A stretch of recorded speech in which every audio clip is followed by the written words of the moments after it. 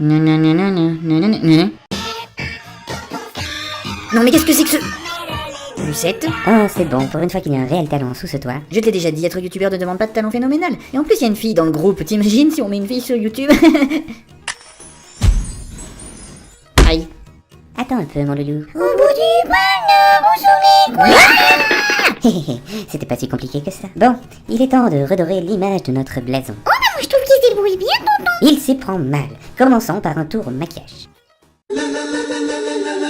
Et coucou, noble paysan, bienvenue dans la cachette de Lucette. Si toi aussi tu as un petit coin à toi, dis-le moi en commentaire, ce serait cool. Avant que la vidéo ne commence, faisons un petit jeu. À quelle princesse te fait penser ces objets? Marque vite ta réponse en commentaire, la solution à la fin de la vidéo. Nous voici en période d'Halloween, et nous allons faire une liste de films que je vous conseille de regarder. Certains ne seront pas des Disney, et adaptés normalement à tout public. Nous ne parlerons pas de Coco, la fête des morts n'a aucun lien avec Halloween, la fête des morts étant une fête heureuse qui n'est pas du tout faite pour faire peur.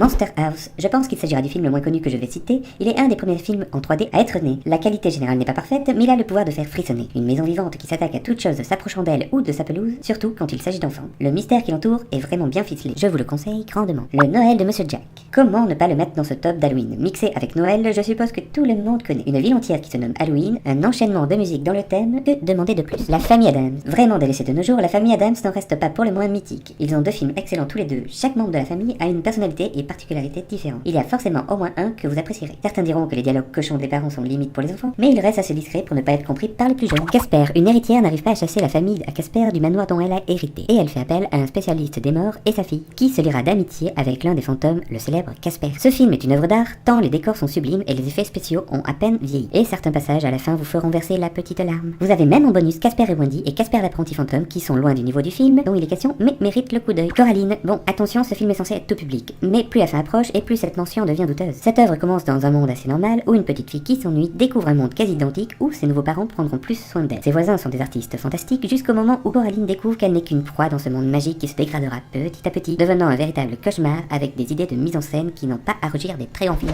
Scooby-Doo, vous pensez à une erreur? Eh bien non. Oui, c'est moche et pas forcément drôle, mais l'idée de l'île et l'ambiance qui s'en dégage en fait un film assez agréable à regarder quand on veut ne pas se prendre la tête. Hocus Pocus, ce film se passe pendant 2 Halloween séparés de plusieurs siècles dont l'ambiance est assurée. Histoire de sorcières légendaires pour créer les sœurs Sanderson, 3 sorcières avec des pouvoirs complémentaires leur permettant de capturer et absorber l'énergie vitale d'enfants pour rajeunir. Avec des antagonistes haut en couleur, vous allez vous amuser et peut-être même pleurer devant ce superbe film. Noces funèbres, un film macabre, parfait. Il a la particularité de montrer le monde des vivants plus sombre et ennuyeux que le monde des morts. Même les chansons chez les vivants sont plus mélancoliques et dépressives. Le personnage principal se fait rapidement voler la vedette par Emily, qui est certes le cliché de la mariée morte, mais dont le charisme en fait selon moi un des personnages les plus charismatiques du cinéma. J'espère que cette vidéo vous aura plu et n'oubliez pas de conseiller vos films d'Halloween en commentaire. La réponse au jeu du début était Cendrillon. Bravo à ceux qui ont trouvé. Et n'oubliez pas de nous laisser un petit pouce bleu et de nous soutenir en commentaire. À la revoyure les amis. Enfin de la qualité. Bon, c'est bon, qu'est-ce que vous faites? Vous avez sorti une vidéo sans moi? Bon, écoute, je vais dire tout haut ce que tout le monde pense tout bas. Il fallait un minimum de contenu. Et toi, tu es du genre à bâcler. Mais enfin, je ne suis pas du genre à bâcler mes vidéos. Mais qui m'a donné un jumeau pareil?